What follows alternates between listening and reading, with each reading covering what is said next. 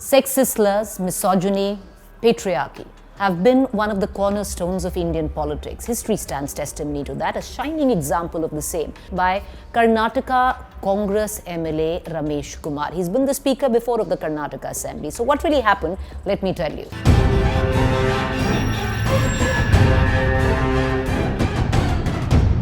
It was a political upmanship going where the BJP and the Congress were responding.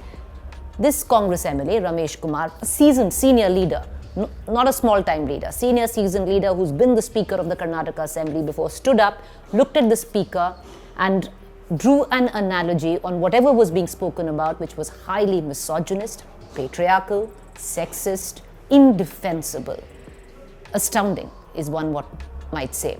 He says that if rape is inevitable, you might as well sit back and enjoy it. There is a saying, when rape is inevitable, lie down and enjoy it. This statement was made on the floor of the Vidhan Sabha, and what was even more derogatory, not shocking because it's happened before, was that the entire house burst out laughing at this misogynistic, sexist slur, including the Speaker. There's a lot of pressure. A lot of women rights activists ask for an apology. You know, the same thing which goes on over and over again, where every time a political neta comes out and makes a sexist statement, women rights activists, the BJP, other political parties asked for an apology, asked for the sacking of the MLA in question. But what really happened was, the Speaker who comes from the BJP, there are other political parties in the House, not just the Congress, the JDS. Everyone, all the MLAs there, mostly men, thought nothing much of it. They thought it was funny, that there was nothing wrong with that statement. The Speaker said that, one should just let it go.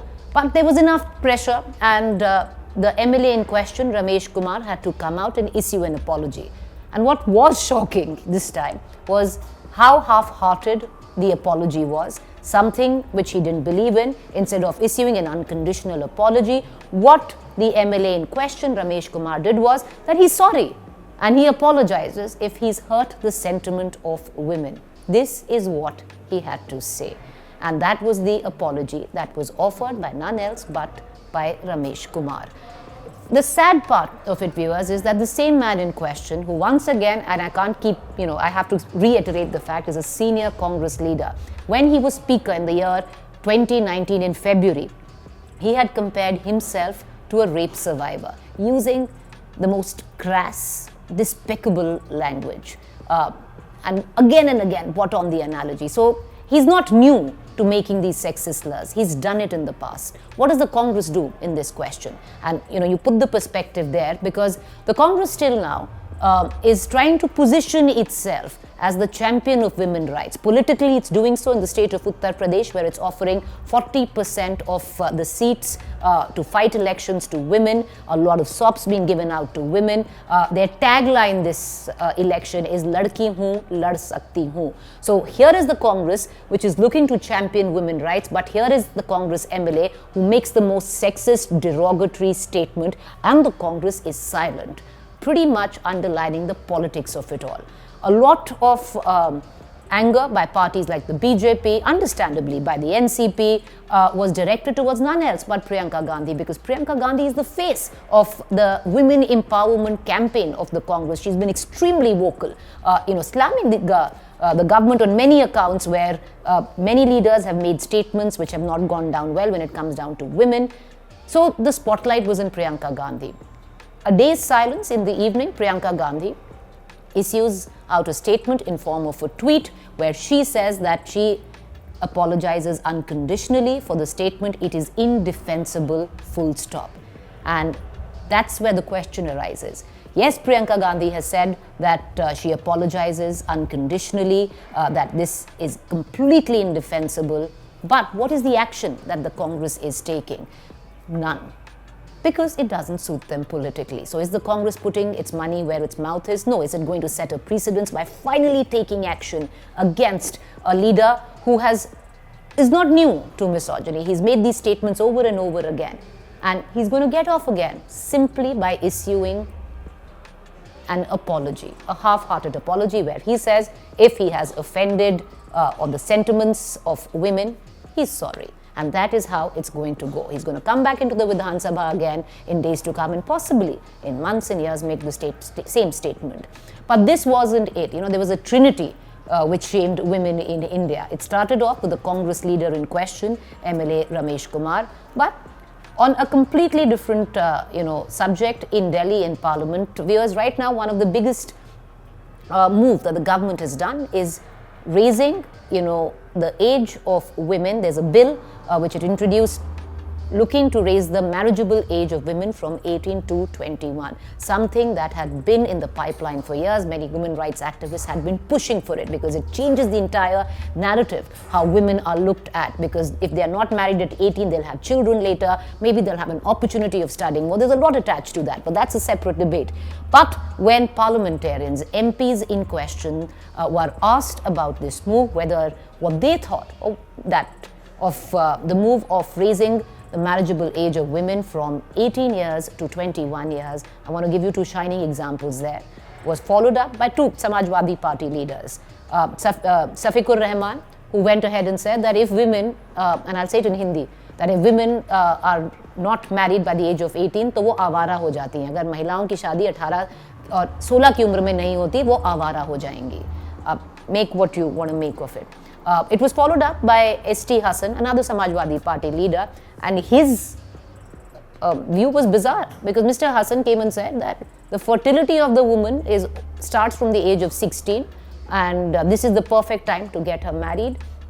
He also went on to say that the best proposals for girls come from 16 to 17. After that, it is difficult to marry them off. And what the government is trying to do is change the natural order of how things are supposed to process in an environment where women should marry by the age of 16 and 17, and what they are doing is they are interfering in the natural order. It's bizarre. It's bizarre. So these are the three statements which were made today, pretty much depicting smacks of misogyny, smacks of sexism, yes, but pretty much depicting the mindsets. Also, on the other question, making you ask, if mindsets don't change, what's the point of raising the marriageable age from 18 to 21 for women? But once again, and one can't say it enough times, that when it comes down to misogyny, our political leaders, most of them, might be divided by politics, but they are united in patriarchy, in sexism, in misogyny. This has been our league of extraordinarily sexist netas. Why I say it, I want to go back, in history a bit. And let's take you through some of, various examples. There's not one. There are many examples. Let's take you to the one in because the BJP has been asking for the sacking of Ramesh Kumar, and they should ask, and the Congress should sack Ramesh Kumar and make an example of him. But it's a little rich coming from the BJP because they've never taken action against their own netas who've made highly sexist, misogynist statements. Go back to 2015. Senior leader Giriraj Singh at that point of time had said, this is 2015, that if Rajiv Gandhi had married a Nigerian, then a white-skinned obsessed Congress, would they have taken her leadership? Would they have bowed down to Sonia Gandhi? This was in 2015. I have an entire list that I've collated, and it is astounding. BJP leader again, Dayashankar Singh's comments on Mayawati is shameful to say the least. Where in 2016, the BJP's leader pretty much, he was a vice president of Uttar Pradesh, vice president, Mr. Dayashankar Singh. In 2016, he pretty much linked Mayawati to a prostitute. And I'll take you what he said. Even a prostitute fulfills her commitment to a man after she is paid, but Mayawati, such a big leader in UP, sells party tickets to anyone who pays her the highest amount. Pretty much calling Mayawati a prostitute. Not just that, I have a full list. And it goes on and on and on. I've just taken some of the shining examples, if I may say. Then, and it goes across the board. You've seen Congress examples, you've seen Samajwadi Party example, which happened today. I quoted two BJP examples. Let's now talk about the Kerala Pradesh Congress Committee President, once again, Mullapalli Ramachandran, landed in a huge controversy. In a function, he stated that the LDF government was utilizing adulteresses to file cases against Congress leader. He was talking about some particular case. It's so easy for them to completely rip apart a woman's reputation, and people laugh. That's what happened in Parliament in the Karnataka Assembly. Digvijay Singh from the Congress, again, using the slur Tanchmal to talk about a colleague.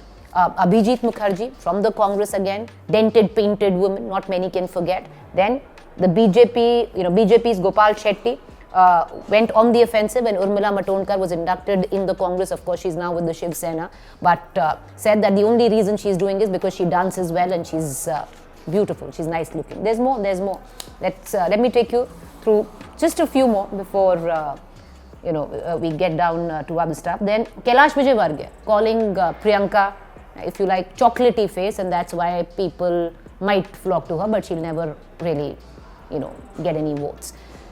So it's misogyny, patriarchy has been so well entrenched in Indian politics. I now, again, another example that I remember, Smriti Irani was called a nachne wali as well. Easy to target women, very easy when it comes down to making these sexist slurs, and very easy to say that we apologize. The Congress could have taken action. They could have bucked the narrative. They could have put their money where their mouth was when it came down to taking strict action against a Congress MLA who is a repeat offender when it comes to making such statements. The party could have taken action, suspended him, sacked him. But all they did was issue an unconditional apology. That same man is going to be in the Vidhan Sabha tomorrow, possibly making many such statements.